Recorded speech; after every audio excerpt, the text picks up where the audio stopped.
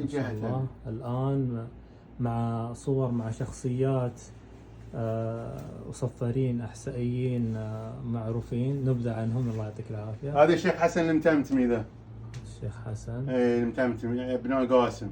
هذا اخوه، صورة اخوه الصغير ذي محمد الشيخ حسن، اخوه الشيخ حسن المتمتمي. وهذا احمد اخوهم الصغير ذا، احمد المتمتمي. اي هذا الشيخ، هذا اخوه. وهذا احمد المتمتمي مع استاذ علي الكويتي ولد عمهم. ولد عمه يصير. اي نعم.